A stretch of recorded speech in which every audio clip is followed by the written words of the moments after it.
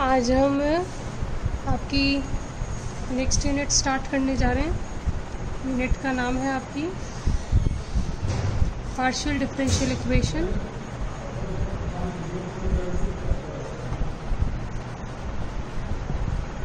Of first order.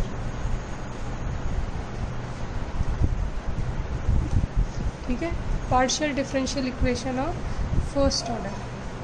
ठीक है, देखो क्या होता है, कई बार अपने ज़्यादातर फिज़िक्स की प्रॉब्लम्स में कि अपने दो या दो से ज़्यादा इंडिपेंडेंट वेरिएबल्स क्वेश्चन में अवेलेबल होते हैं। जैसे अभी तक तो आप मान के चलते थे कि भाई लो y = f(x) है। ठीक है, यहाँ पर आपका ये डिपेंडेंट हो जाता था, ये आपका फ्री हो जाता था। अब मान लो अगर आपके पास ऐसा है f(x, y, z), ठीक है, = 0 मान लो। जैसे कि मान लो x² + y² + z² = 1 हो गया। तो ऐसे में आप क्या करते हैं, आप इनमें से ऐसे करते हैं कि इसमें से आप नहीं दे रखा है आपको कि किसको फ्री है, कौन फ्री है, कौन डिपेंडेंट है, तो आप इसमें से किसी एक को मान लेते हैं। जनरली हम z को मानते हैं। अगर मैं ऐसे कर दूँ इसको 1 - x² + x² - y² या z = √(+- का 1 - x² - y², या ऐसे लिख दूँ, तो मैं बिल्कुल मैथमेटिकली चल रही हूँ। तो हम क्या करते हैं, इसको कहते हैं, इस चीज़ को z is free variable, z is dependent और x और y क्या है, स्वतंत्र है। फ्री इंडिपेंडेंट है, ये डिपेंडेंट है। तो अब जैसे अब यहाँ पर आप z का डिफरेंशिएशन की बात करेंगे, तो अब आप यहाँ पर dz तो दिखा ही नहीं सकते क्योंकि z एक से ज़्यादा वेरिएबल का फंक्शन है। तो आपको यहाँ पर ∂z/∂x की ही बात करनी पड़ेगी और ∂z/∂y की ही बात करनी पड़ेगी। ठीक है, तो ये क्या आ गया, आपका नया पार्शियल डेरिवेटिव शामिल हो गया। ठीक है, तो अब हम इस सारे चैप्टर में हम जो फ्री वेरिएबल्स हैं आपके x और y, और जो इनको रिप्रेजेंट करेंगे z से। ठीक है, और साथ में ही अब इन टर्म्स का यूज़ करेंगे। P = ∂z/∂x, Q = ∂z/∂y, R = ∂2z/∂x², S = ∂2z/∂x/∂y, और T = दिस। ठीक है, इन टर्म्स से वैसे भी आप पहले से ही वाकिफ़ है। लास्ट ईयर जब मैंने आपको मैक्सिमा मिनिमा पढ़ाया था, तो मैक्सिमा मिनिमा में हमने maxima minima of function of 2 variables करवाया था। उसमें जो भी आपके रिजल्ट्स थे वो RT - s² पे ही तो आप डिफ़ाइन करते थे। दिस इज़ > 0, <0, = 0, <0 है तो मिनिमा होता था, ये मैक्सिमा होता था। इसको नीड फर्दर इन्वेस्टिगेशन करके हम आगे करते थे। तो these terms are not new to you, फिर भी हम फिर से यूज़ करेंगे, इसलिए एक बार आपको मैंने फिर से रिकॉल करा दिया। ठीक है, अब देखिए नेक्स्ट है आपका derivation of partial differential equation. ठीक है, derivation of partial differential equation.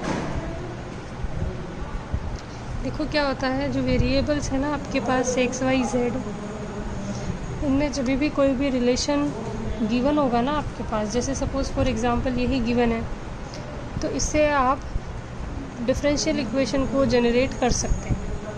अब इसको जनरेट करने के 2 तरीके हैं। पहला है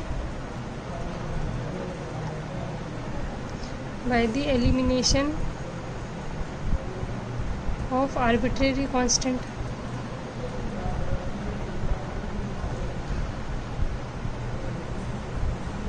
ठीक है, हिंदी में बोलेंगे इसे स्वेच्छ अचर के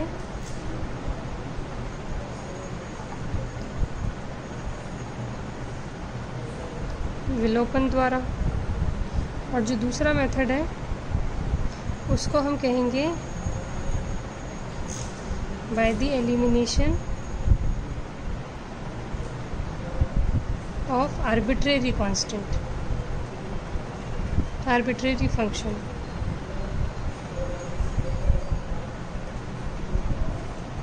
ठीक है, ये अपन एक एक करके दोनों मेथड पढ़ते हैं। पहले पहला मेथड पढ़ते हैं।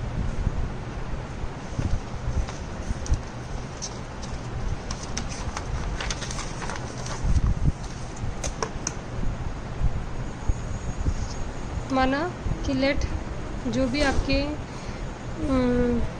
Late we have a relation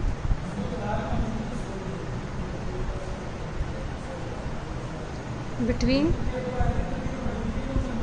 variables x y z and जो अपने आर्बिट्रेरी कांस्टेंट्स है ए बी।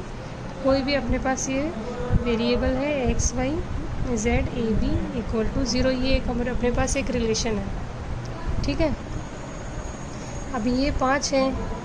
ठीक है, सॉरी रिलेशन ए और बी दो वो क्वांटिटीज़ है जिनको कि हम एलिमिनेट करना चाह रहे हैं। तो कम से कम हमारे पास 2 रिलेशन तो होने चाहिए इनको होल्ड जो इनको कंटेन करते हो। तो अपन क्या करेंगे, जो हम कैलकुलेट करेंगे इस इक्वेशन को with respect to x differentiate कर देंगे। देखिए कैसे। तो जो हमको डिफरेंशिएशन है वो पार्शियल डिफरेंशिएशन वो इस तरीके से होगा। इस एफ का पहले तो अपन विद रिस्पेक्ट टू एक्स करेंगे। अब चूँकि ये आपको पता है कि z is a function of x y तरीके से हम ट्रीट करने वाले हैं हर जगह, तो इसका जो नेक्स्ट पार्ट होगा टोटल डिफरेंशिएशन का वो ये होगा कि डेल एफ को पहले तो डेल z के साथ करो and z is a function of x, तो del z upon del x। इस तरीके से आपकी इक्वेशन बनेगी। ठीक है, और सिमिलरली y के साथ होगा del F upon del Y plus का del F upon del z into del z upon del Y equal to 0। ठीक है, ये total differentiation of this function है विद रिस्पेक्ट टू x, जहाँ पर x है z का फलन है। तो इसी तरीके से होगा कि पहले तो f का पूरा x के सापेक्ष होगा प्लस x का z के सापेक्ष होगा। तो z आपका x का फलन है, तो del z del F upon del z होकर del z upon del x होगा। और इसको आप दूसरी लैंग्वेज में ऐसे लिखना चाहें तो ऐसे लिख सकते हैं, प्लस का p del F upon del z equal to 0, और इसको लिखेंगे del F upon del Y plus का q into del F upon del z equal to 0। क्यों, p आपका था del z upon del x और q होता है आपका del z upon del y. अब बस इन दो इक्वेशन की हेल्प से आपको a और b को एलिमिनेट करना है। Eliminate a and b। तो जो आपको रिलेशन मिलेगा वो आप देखेंगे कि पार्शियल डिफरेंशियल इक्वेशन ही होगी। ठीक है, देखिए हम इसका एक एग्जांपल करते हैं।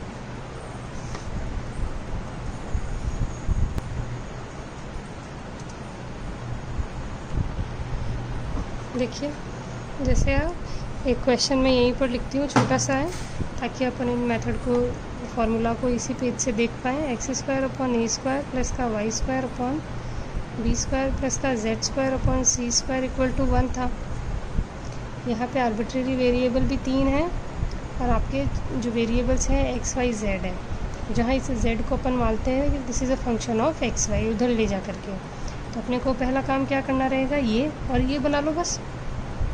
इनसे कुछ समझ में आता है तो ठीक है, नहीं समझ में आता है तो और देखेंगे आगे। चलो इनको डिफ्रेंशिएट करते हैं। तो del F upon del x, del F upon del x का मतलब ये पूरा जो है ये आपका एफ है, तो इसको विद रिस्पेक्ट टू एक्स करूँगी तो यही काउंटिंग होगा, ये तो सब ज़ीरो हो जाएंगे। तो 2x अपॉन ए स्क्वायर, ठीक है, plus del F upon del z, ये आपका एफ है, इसको विद रिस्पेक्ट टू जेड करो तो ये दोनों ख़त्म, इसका हो जाएगा 2z upon C square multiplied by del Z upon del x. अब ये फंक्शन अपने हाथ में नहीं है ना डायरेक्ट, तो अपन ये चीज़ निकाल ही नहीं सकते, तो अपन इसको del Z upon del X करके छोड़ देंगे इक्वल टू ज़ीरो, ठीक है। या यहाँ से मैं निकालूँ तो C square upon A square की वैल्यू होगी माइनस का Z upon X del Z upon del X. इसको रख लेते हैं एक बार, ठीक है। अब इसको फिर से अपन डिफ्रेंशिएट करते हैं सेकेंड टाइम, फिर से करेंगे तो x का हो गया आपका 1 अपॉन ए स्क्वायर, ठीक है। अब इसका u v से होगा 1 अपॉन सी स्क्वायर को तो आप टोटल बाहर ले लो, ठीक है। अब देखो 2 और 2 को कैंसिल करके उधर भेज दिया है। Del Z upon del x का करेंगे या डेल जेड अपॉन इसका करते हैं पहले, 1 अपॉन सी स्क्वायर बाहर आ गया, 2 ख़त्म हो गया। जेड का करेंगे तो del Z upon del X और एक साथ में ये है ही, तो del Z upon del x का स्क्वायर हो गया, एक तो इसका डिफ्रेंसीशन और एक ये खुद, प्लस अब की बारी से जेड को एज इट इज़ रख लिया तो del square Z upon del X square equal to zero, ठीक है। अब यहाँ से अपन C square upon A square की वैल्यू निकाल लेते हैं, तो क्या हो गया, ये माइनस का ये पूरी टर्म उधर चली गई, सी स्क्वायर उधर चला गया, ए स्क्वायर अपनी जगह पे है ही विद माइनस के साइन के साथ आ गई, del Z upon del x का square plus Z del square Z upon del x का स्क्वायर इक्वल टू ज़ीरो। इधर से भी आपके पास C square upon A square है, इधर से भी सी स्क्वायर। सी और ए को क्यों छटा है अपन ने, क्योंकि अपन जो मेथड कर रहे हैं वो क्या कर रहे हैं, by the method of elimination of parameters, ये प्राचल जो भी है ए और बी या आर्बिट्रेरी कॉन्स्टेंट्स, ठीक है। तो ये करेंगे तो अगर मुझे इस इक्वेशन में से इनको हटाना है तो मुझे इनको ही साइड में रखना पड़ेगा ना, और एक दो सवाल करने से मुझे पता चल जाएगा कि मुझे कैसे एलिमिनेट करना है। अब मुझे ये मिल गया, ये मिल गया, इन दोनों को मैं इक्वेट करा दूँ तो क्या इक्वेशन हो जाएगी। कहाँ से शुरू करें, सी स्क्वायर ये भी है, सी स्क्वायर इसको लिख लेते हैं, माइनस का Z upon X del Z upon del X is equals to, minus minus plus हो जाता, यही कर देते हैं, del Z upon del x का स्क्वायर प्लस का Z del square Z upon del X square, ठीक है। बस ये आपकी डिफरेंशियल इक्वेशन हो गई।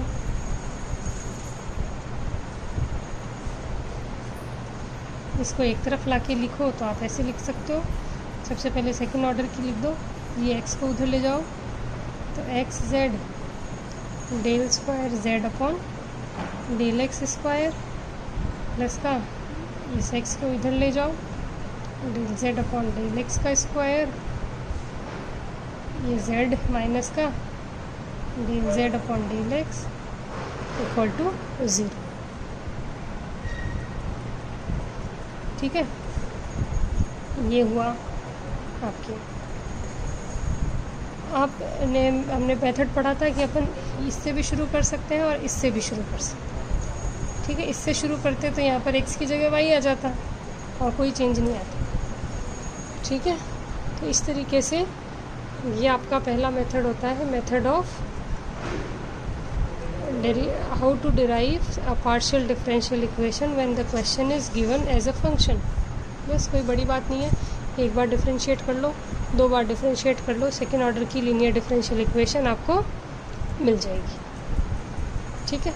चलिए अब हम नेक्स्ट क्लास में करेंगे दूसरा मेथड। ठीक है, दूसरे मेथड में आपके